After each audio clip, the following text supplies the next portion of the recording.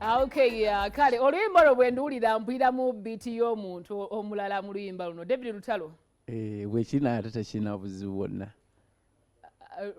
Lwaki waddamu oluyimba luno? Lwanyumira kale. Lwanyumira nnyo ne ngamba kandudde mu lulimi olw'ewaffe. Kati waddira olwa Lutalo. Lwe bayita batya? Lwe bayita nkwagalira ddala. Gwe n'oludda mu Lusoga. Yeah. Wali wamukubirako kasimu n'omugaba n'akayimba kanyumidde mbadde nja nkagiremu mu Lusoga. No, saakikola naye kyemmanyi talina buzibu mu nsonga. Naye talina buzibu. Naye oyinza okuba kyaliwo munaye nga tewamuyisaamu akasimu nga naffe tukimanyi. Naffe ne tufuuka kyaliwo engeri gy'oli kyali wa Lutalo. Oba oli awo. Okitegeera. Naye ng'oli otya? Munaye sirina buzibu. Babuuzeeko mu lulimi Olusoga. Kyensobola obakoba bakama bange. Muli muti akoddeeyo. Novik Uganda representing Fide Philest. Love you. Lindako. Novik Uganda representing Fide Philest. Yeah, man. Lindako tutwale empola kitegeeza ki? To the fullest. Okyogera otya? Fide Philest. Fide Fullest. Kale. Naye nno mujja kuba muli awo ngamba yo Dana Nabatanzi representing Fide Philest. Kale, amanya amatuufu gwani? Amanya amatuufu yenze Mwanda Smith. Then mu music bampita Novik Star Boss. Liri vaawe erya Novik. Erya Novik eryo management yange yalimpa. Erinnya liba lirina we liva. Novik lyava ku kiritandikira lwaki bakutuma Novik kitegeeza ki? Novik kitegeeza omuntu ng'abeera waggulu w'ebintu ebisinga obungi. Kati goli waggulu w'ebisinga obungi. Oba oli awo kyekyandeese. Management eno lw'ogifuna otya? Management eyanonyayo yennyini. Ng'eraba ndi mu business oba oli awo. Ng'obeera wa? Nga ndi Busoga. Ng'oli Busoga, katundu ki Busoga? Ebusoga mbeera saidi za Busembatya. Katundu bakayita Busembatya. Ng'oli neighbor wamma. Ng'oli neighbor nange wenvaawe Busembatya. Sure. Tokimanyi. Ndaba nnono. Obeera otya Busembatya nti omanyi Nabatanzi nti ava Busembatya. N'ekisoko inde Diana. Ng'onyirira nnyo. Nkoppa bibyo.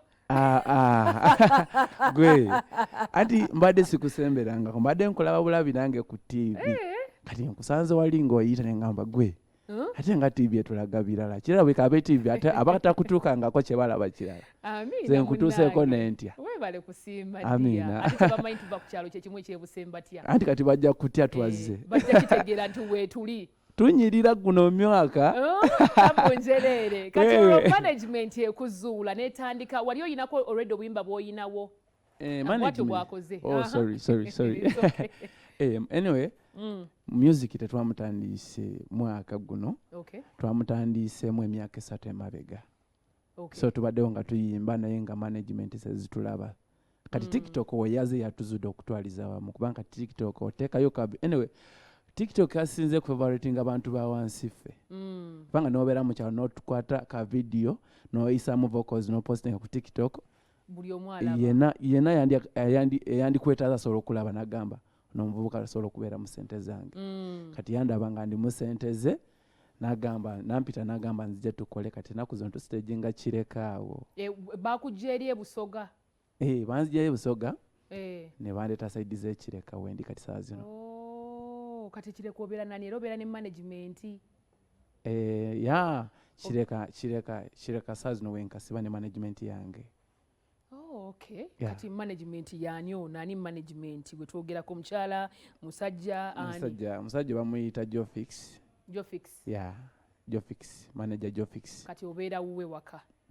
Mbeerayo wuwe. No, ya rentinga nangamba olina kubeera waneeno. Yakufunira gwe w'obeera so tobeera wuwe waka? Yesewo. Kale otera okukyazakyazako ku bagenyi takugaana? Abagenyi mbeeramu nabo okusingira ddala bapromota bange bempiseemu nabo era nkasiba nabo n'emikwano gy'abawala ne bajja ne bakulabako nedda kyogamba yayawula nti ati bw'obeera n'emikwano gy'emiwala gyo tokyaza? Okusingira ddala twafokasinze ku business era ebyabakazi lindako gwe omwana we tomuvuga speed naawe tekigaana nti osobola obeera nga bakufunire w'opangisa era ne bakupangisiza naye nga tagaana gamba nti onaakute kamera yani onaakute gundi yani oyo bamuyita promoter Newton nti Newton tugeze nti bw'abaza okulabako ye tebamugaana kujjawo si kyekyo? bwe kiri Newton bw'ajja ne kyaliwo omuwala bamugaana? Waba azze ng'azze ku business tekina buzibu ate kaddaana tolina omanya soko labeyo ndabayo ffe nga ffe ndowooza tulabe emyaka tuli bato. Era mbalaba muli bato. Gwe woba ozijja tuli ng'olina ensonga zo ziba zizo. Naye oba oze business temubaamu nsonga asobola okuba nga awerekedde Newton. Kukola ki ewange? I mean kumuwerekerako okuwerekera omuntu aba awerekedde buko buwerekezi. Ng'amugjewa. Kyobana Newton tabeera na mikono gye bawala. Mubeera balenzi mweka. Okusinga ddala ekitonde ekikazi saa zino kati tekina kye kitugambayo kubanga twafokasizeemu ku ndongo.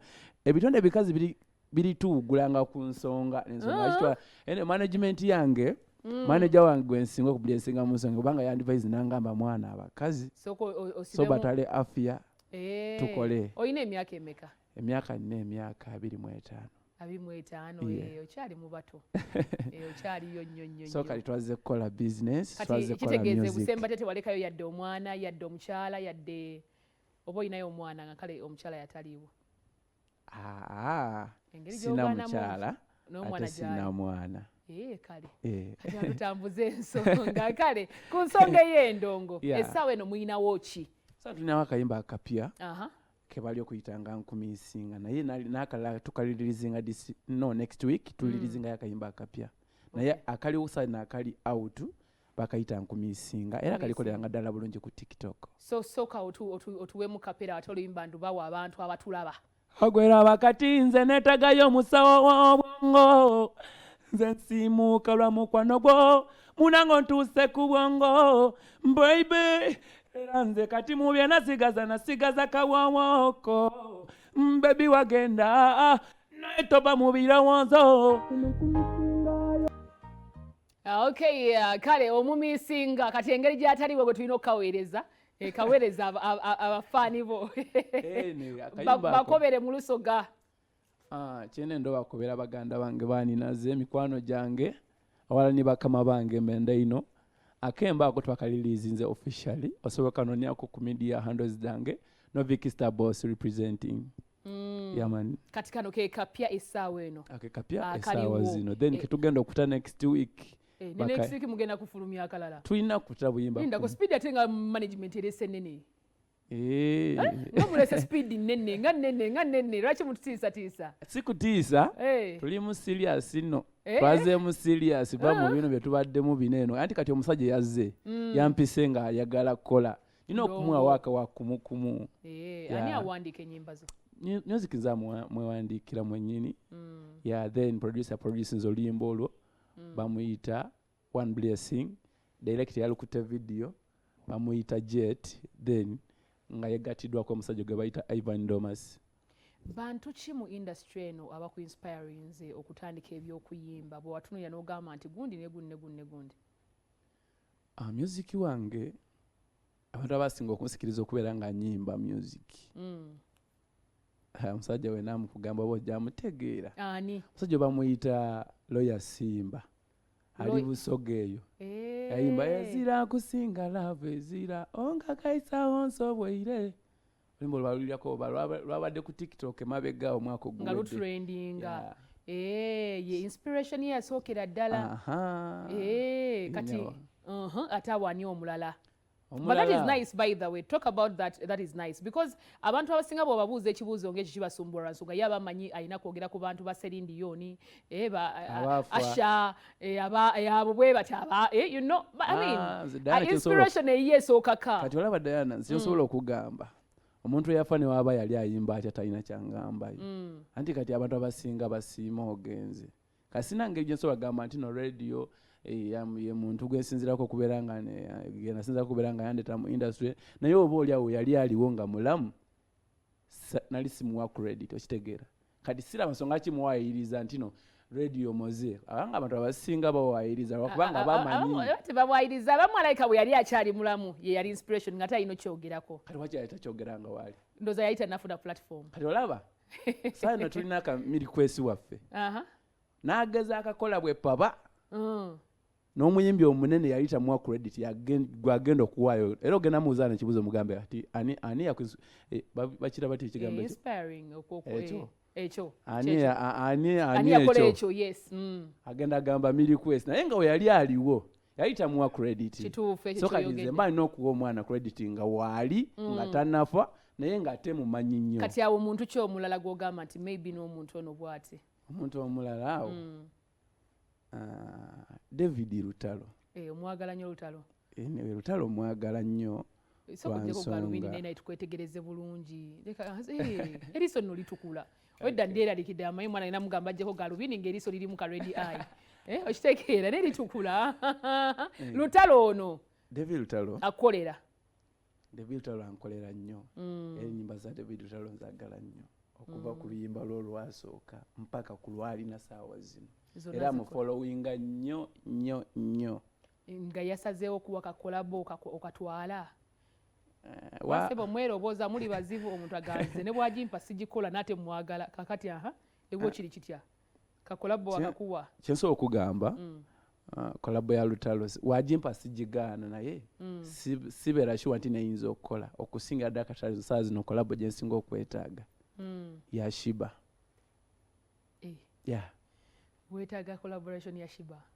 Era mumanyi nti Shiba waaba mpadde kolabo. Tunula mu kamera obaka butuuke ewe mumayiza okuva ewa Shiba tubuze wani omulala wadda soke wa Shiba mutegeeze. Siri muyimbi ayagala nnyo abayimbi abakazi. Naye mmanyi nti no Shiba waaba mpa. Ate okola kyekyo. Andi kati ndigeza kugamba ekiri ku mutima gwange. Saagala nnyo bayimbi bakazi. Okitegeera. Naye Shiba waaba ngambye tukube mba manyi egenda kukola. Ate statement gyoyogedde kati ntabudde oba lulimi kyogere mu lusoga nze nkitegeera ng'okyogera naate njagala kibe kiriya nti kyentegedde kyotegeeza. Kati kyengezaako okutegeera siri faani w'abayimbi bakazi awo oba ontegedde. Naye ate wemba njagala kukola n'omuyimbi yenna oluyimba mba noonya mukazi gwe bayita Shiba kubanga manyi Shiba mwana kalinamu ku masannyalaze. Kyensobola okugamba. Naye nga toli faani we. Just kuyagala kimu collaboration. Anti kati tuba tuli mu music tuba tuli mu business.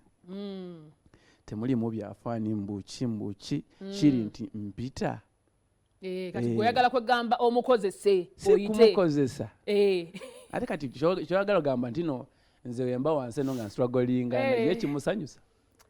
Kubanga nze musanyukirako waba gyali kubanga yakiwanyise. Yakiwanika. Yakiwanikira ddala. Kati nze musanyukira olwekyo kye yakola. Yensonga kinange namulonde ngamba ono wemba nkoze. Kati nawe oyagala akwagalize eno gy'okyali akuweyo ka bizinensi. Oba oli faani wa toli faani we just akwagaliza akuwe ky'oyagala. Mpe nange mpite.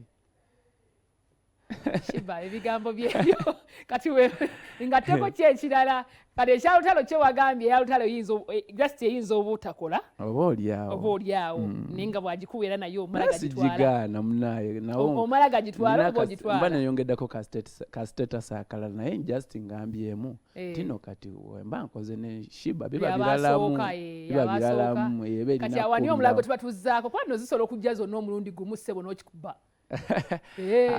Tukomekaawo tutandike naabo ate mubayimbi abatwayi naye omulala gw'omanyi mu banno kale nga wono gamba nabo batandika butandisi nga singa muba mukwataganyemu ne mukolayo kakayimba kakatambula. Nze nkoze n'abayimbi abato bangi kolabo then n'abayimbi n'abamu nga baliko bendeese. Ekigambo ekyo okitegedde? Nkitegeera. N'abayimbi bangi bendeese nga kwe bali. Kati ngaani awo? Tebagenda kunyiiga. Tebajja nyiiga. Mazima. Mbogere? Isaawe ekigambo. Acidic vocals. Gwe yamuleeta. Kangambe nti no nze yali mu abo oba oli awo. Gwe yaleeta acidic vocals.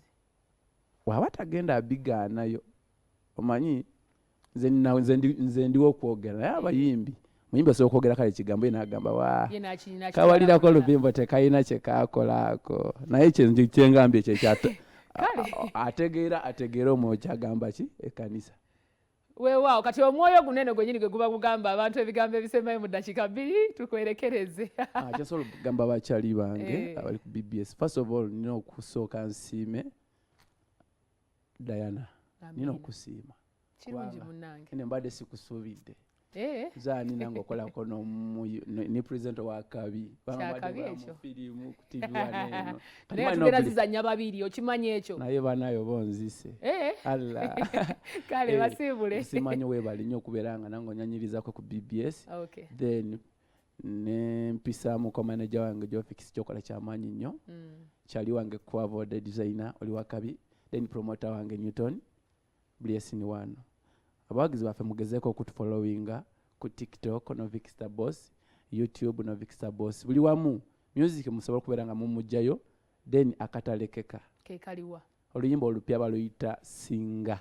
Nga tonna tuwa kapeera kasikatalekeka. Kakati akapiseo akantu kano kakulu nnyo. Abaterefayina atuweza emyaka 8 mu nsiko y'ebyokuweereza. Njaga okutegeeza mwena bannayuganda tugenda kubeera ku Matrix Lounge we tugenda okubeera ekomamboga mbayita mwe namba kowola muje tubeereyo muje tunyumirwe muje tukube endongo muje tukube pate tusobole okubeerayo Friday eno fe tutandika Saturday Sunday weekend namba nga tuli komamboga so muje mutweyungeko tubeere mu kintu kino kyaffe tukyagale myaka 8 mu nsiko y'ebyokuweereza ate we tumayiza wano solo omimbi ono mwetaaga ku Matrix ajafa bakula abantu omuziki si kyekyo ama Newton yakiriza kale kati bakapeera akasemba yateffe tugende tukigale mbadde nina obugamu bulabo mbadde njagala okuyisaawo dakiika emu bakama baffe abagala otufollowingako ku media zando zaffe amanya gegono Victor Boss just temwerabira okulikinga okusubscribinga n'okufollowinga ku TikTok music gyali tukolemu ko buchallenge kayimba akapyako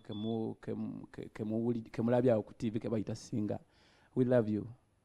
Kale bwakomyawo bwe watwali yalinze nyongereko kyekirala mubeere bulungi fe tugenza tuli olusanya lwa Zuula wabale tugenda mu lusanya oba simi